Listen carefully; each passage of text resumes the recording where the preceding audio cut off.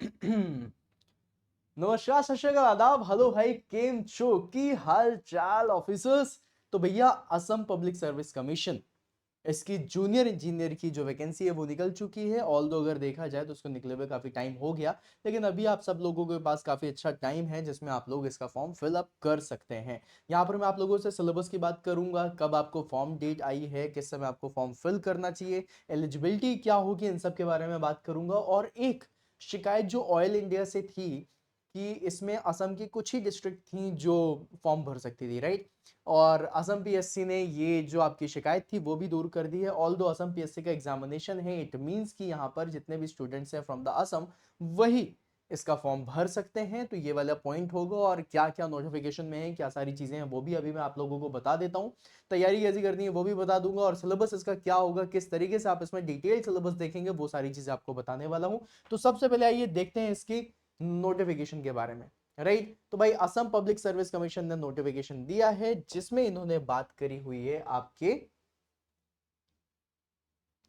Junior engineer post की, और वो भी किस सेगमेंट में, पब्लिक हेल्थ इंजीनियरिंग डिपार्टमेंट में, राइट, पीएचईडी में, है ना। तो पीएचईडी में निकाला है, और यहां पर अगर देखा जाए 187 पोस्ट है, लेकिन मैकेनिकल इंजीनियरिंग के लिए जो यहां पर पोस्ट निकली हुई है वो निकली हुई है 10, राइट। तो कितनी पोस्ट निकली हुई है मेरे लाल, 10 पोस्ट निकली हुई है। तो मतलब देखा जाए तो भाई ये 10 भी तो एड ऑन हो गई ना, कोई तो जाएगा उसमें, आप क्यों नहीं हो सकते। आप ऐसा सोचना, ये मत सोचना इतनी कम पोस्ट है, ये सोचो कि भैया 10 तो निकली है, इन 10 में भी तो अपना नाम जोड़ा जा सकता है, राइट। तो सबसे पहली चीज 10 पोस्ट निकली हुई है, ठीक है।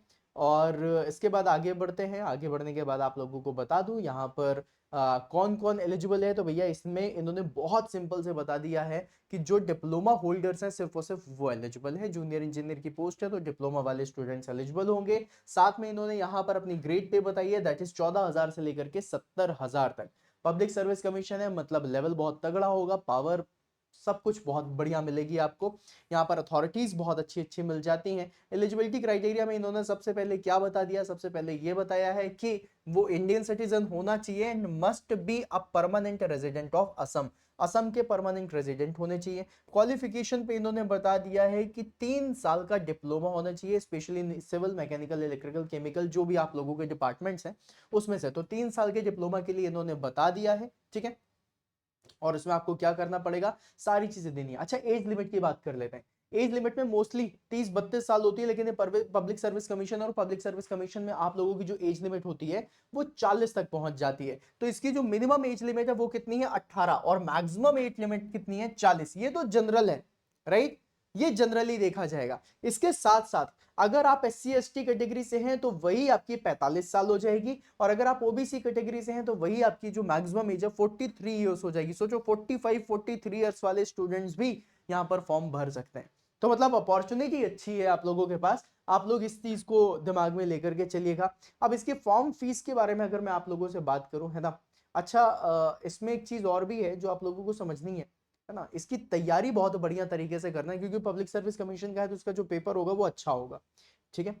ऑल दो बहुत ज्यादा उसमें नहीं होगा। इन्होंने ये भी बताया कि अगर आप किसी गवर्नमेंट ऑर्गेनाइजेशन में काम कर रहे हैं तो वहां से आपको एनओसी लेनी पड़ेगी, ये तो ऑलमोस्ट हर किसी को पता है, राइट। फिर उसके बाद एग्जाम डेट के बारे में बात कर लेंगे, but before that, exam date अभी आई नहीं है, बिफोर दैट आपको जानना पड़ेगा ऑनलाइन स्टार्टिंग कब से हो गई है। 14 अगस्त से हो चुकी है इसकी स्टार्टिंग, और 13 सितंबर तक है। मतलब अगर देखा जाए तो अभी भी आपके पास बहुत सारा टाइम है फॉर्म भरने के लिए। ओटीआर, जिस तरीके से एसएससी में ओटीआर होता था ना, वन टाइम रजिस्ट्रेशन, इसी तरीके से इसमें भी वन टाइम रजिस्ट्रेशन करने के बाद ही आप फॉर्म फिलअप करोगे तो ओटीआर करना पड़ेगा। और इसकी जो लास्ट डेट है पेमेंट फी करने की वो है 15 सितंबर की। और फी भी बहुत ज्यादा नहीं है, फी अगर देखा जाए तो जनरल कैटेगरी लिए 297 रुपीज, मतलब अगर देखा जाए तो इन जनरली 300 रुपए के करीबन हो गई। ओबीसी और एमओबीसी के लिए ये जो है 197 रुपीज है, और एससी एसटी के लिए इसमें सिर्फ जो टैक्स वगैरह लग रहे हैं ना वो लगने वाले हैं 47.2 रुपीज, राइट, है ना।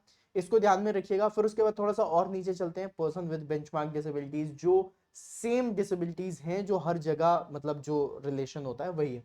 कैसे अप्लाई करना है, तो आप लोगों को गाइस जाना है एपीएससी, इसमें एपीएससी recruitment.in पर, राइट। यहां पर जाकर के ओटीआर वन टाइम रजिस्ट्रेशन करना है और अपना फॉर्म फिलअप करना है। सारे के सारे क्रेडेंशियल्स डाल दीजिएगा। फोटो साइज जो होगा वो आप लोगों का 50 केबी से 200 केबी तक होना चाहिए। सिग्नेचर साइज भी 50 केबी से 200 केबी तक होना चाहिए। एप्लीकेशन फिल करने के बाद इन्होंने एक चीज और बताई है, ठीक है।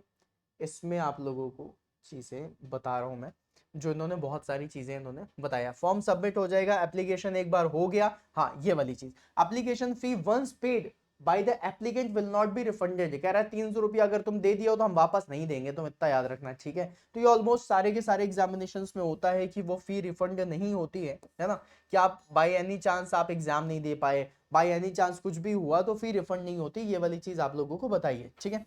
फिर उसके बाद गई थोड़ा सा और नीचे चलते हैं और यहां पर इन्होंने जो पॉइंट बोला है इसको देखते हैं, ठीक है।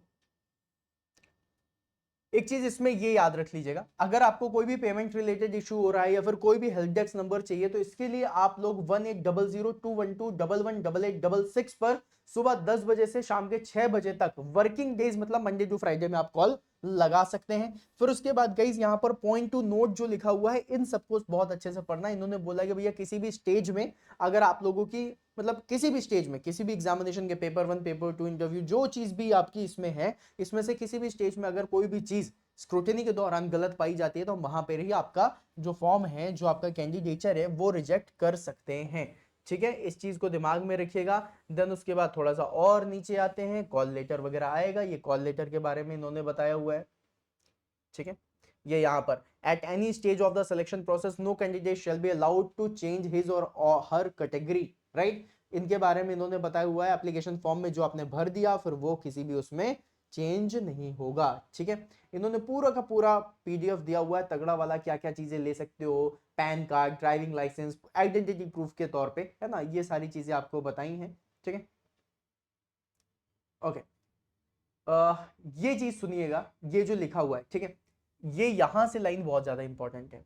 यहां पे लिखा हुआ है the date for determining the eligibility of all the candidates in every respective shall be closing date for submitting of the online recruitment application of the website apscrecruitment.in unless specifically mentioned in the recruitment advertisement। Point number 9 पढ़िएगा guys, ये बहुत ज्यादा important है। लिखा हुआ है candidates must if required attain a personal interview or viva voice at a specific place as may be fixed by the commission. The commission does not defray the traveling or other expenses of candidates summoned for interview, ठीक है। इस चीज को याद रखिएगा, इसमें लिखा हुआ है कि अगर जरूरत पड़ी तो ये भी हो सकता है।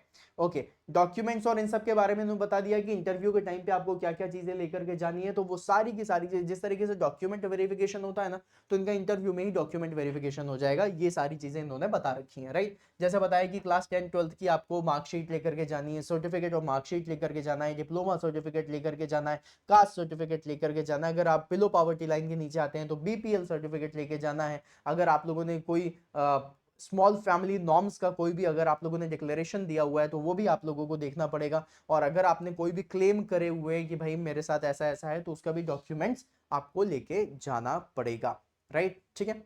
और फिर उसके बाद इन्होंने बताया है candidates are warned that they should not furnish any particulars or false suppress, वही वाली चीज, गलत बातों में ना फंसे, अफवाहों में ना जाएं, ओके। फिर उसके बाद डायरेक्ट रिक्रूटमेंट में यहाँ पे लिखा हुआ है the selection procedure will be notified later on by the issuing the corrigendum and addendum if required. The commission will decide the provision for the selection in respective of the post or services considering the status, cadre and grade of the number of the applicants received for the advertised post, right, कि भैया ये हम बता देंगे। फिर उसके बाद बोला था commission will be decided to conduct the examination test zone wise depending upon the number of candidates against the district shown below, कि भैया ये इतनी आपकी डिस्ट्रिक्ट होने वाली है, सिलचर हो गया, जोरहट हो गया, नगांव हो गया, तेजपुर हो गया, है ना, कोकराझार हो गया और गुवाहाटी हो गया, राइट। इन जोन्स के अंदर जितनी भी डिस्ट्रिक्ट आ रही हैं, इन सारी डिस्ट्रिक्ट में आप लोगों का जितने नंबर ऑफ एप्लीकेंट होंगे उसके हिसाब से आपकी चीजें होंगी, ठीक है। ये उन्होंने नोटिफिकेशन में दिया। अब यहां पर नोटिफिकेशन में एक चीज क्लियर नहीं थी कि भैया पेपर पैटर्न कैसा होने वाला है, ठीक है।